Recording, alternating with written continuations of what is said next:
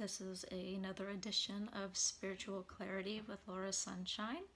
I do apologize for my voice and kind of sounding really tired. I am tired. Oklahoma allergies are year round, so that's just kind of how it is here. So today I'm going to be talking to you about soulmates. That's a question I get a lot. People want to know about their soulmate. They want to know about their twin flame. A lot of people put emphasis on the twin flame. I put more on the soulmate because I feel, at least for me, that's more important. And with twin flames, a lot of people get upset or mad or hurt, which I'll get to, and I guess what will probably be part 2 of this video. Because like I said, I want to focus on soulmates. So yesterday I posted a blog post which has received quite a bit of feedback, all positive and saying, you know, I went through the same thing. I tried not to give any identities away in that video because, well, I didn't want that person to be harassed because they've done nothing wrong. I did lose my best friend since freshman year of high school. This person, we used to do everything together, spend the night together, everything. And then out of the blue, she just stopped talking to me. And it's taken a few months and it's really hurt. I never got an explanation as to why that this happened. And so I sat with it for a while. You know, I'd been mad. I name called. I wasn't very nice about it. But, excuse me. I realized that this person had served her purpose in my life in more ways than I ever really even thought. I've met some really great people through this person. I got closer with my now fiance through this person. It was great. Was she a twin flame? No, she wasn't. She was a soulmate of mine. And by soulmate, I don't mean love interest. Soulmate is simply somebody who's here in a soul group with you, which is something I'll talk about in a minute, who's here to help you serve a purpose. And I can now see what this person did, and so I wish them all the best in the world. And, you know, starting this new journey, I hope the best for them, and I'm so excited to see where it leads them. So anyway, what we were getting at was, a lot of people say, well, I'm ready to meet my soulmate. Where am I going to meet my soulmate? Well, you already have. See, we have hundreds, thousands of soulmates, you know, just depending on what you've signed up for. I've lost, I don't know how many best friends that I've lost, but they taught me everything that I needed to know. We outgrew each other.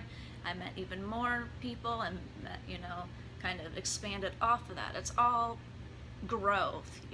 What you're learning here from these soulmates is personal growth, and, you know, sometimes they're learning from you. I had a this particular person in my life, different than who I was just talking about, who was rude to me. She verbally abused me, she emotionally abused me, and I lost all self-worth. I felt completely worthless by the things she said and did to me for 8 years. I hated her, and I hate saying that. There's not many people in this world I've ever said that I actually hated, but I hated her. But now that she's completely out of my life, I feel like I've gotten my control, you know, that control back in my life. And I'd always been in control of my life until I met that person. I have it back, and I've really learned how to stand in my power, be very assertive, and I would say that's what I learned from that experience. No matter how horrible she was, I learned so much about myself from that experience.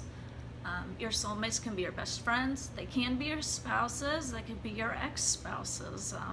I learned a lot from my ex-husband, and I'm sure he learned a lot from me. They could be our children. That's a big one. I mean, as a mom, we go through a lot. Dads, you go through a lot too. Our kids, they teach us something new every single day. your boss, you know, those difficult people in your life, and even those loving people in your life. And soulmates, they come and go. Who's your soulmate today? You know, they'll teach you what you need to know. They could be gone tomorrow. We don't like it, but that's kind of what we have to do in these situations, especially when we lose these soulmates that particularly hurt, is look back and see what you have gained from this friendship or relationship. Just really look at it. How did you grow? What did they teach you? What did you teach them? That's a soulmate.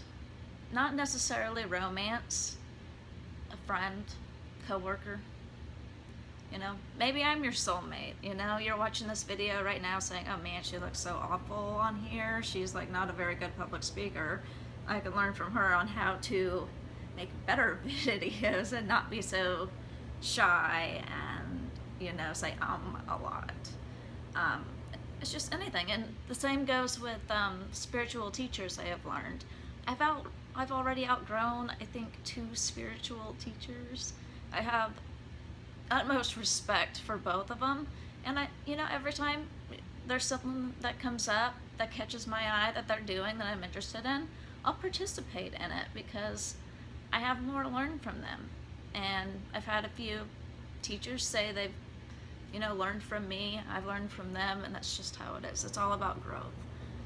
Soulmates are about growth. So the next time you ask, when am I going to meet my soulmate? Ask yourself if you already have. Another thing I'm going to briefly cover is soul groups. Now this is more of a really deep spiritual, and I sometimes classify them with mediumship a little bit. There's this, you know, belief that we travel in soul groups of 3. And usually you all incarnate at the very same time in each lifetime. I've already identified one of mine as my grandmother. I don't know who the other one is yet. I have an idea, but this person, these, you know, 2 other people in your soul group, you'll recognize whether they're still here today or if they've already passed on. These are the people you have so much you're so familiar with them. It seems like you've known each other not even just this lifetime, but forever.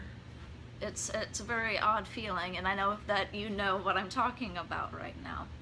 And you 3, what you do is, you know, like my grandmother and I, she was my grandmother in this lifetime, but last lifetime she could have been like my dad, or, you know, the next lifetime I may be like her grandmother. It all just really depends, and we typically incarnate with these same spirits in each incarnation that we have. And, you know, and you all 3, you just grow together, you help each other in this lifetime. When it's time to go, you know, we go. I'm still waiting to find out who that second person is, but I really can't wait. But it's my belief that, you know, we go in 3s, but which they also say about, you know, celebrities that and people who pass on. They always say, oh, they go in 3s. Everything's in 3s apparently. There's a 3-fold rule, but there is also the belief that you may have more in your soul group. You could have less, like one other person, or you could have 20 others. It just really depends. My advice for that is just look at the people in your life, look at who you're, you know, really, really connect to on a soul level, just that very, very deep level. And that's how you may find them. You don't need a psychic for that. You feel that in your heart. So I want to thank you for watching this video, and I'll try to get a twin flame video out there since people keep harassing me about it, and I kind of said I would do it like a year ago. So if you like this, please subscribe, share, give it a thumbs up, go visit my Instagram page, Laura Sunshine with 2 eyes, same with Twitter, Laura Sunshine with 2 eyes, and then on Facebook, Laura Sunshine Intuitive Medium, and my website, www.laurasunshine.com. I will see you later for part 2.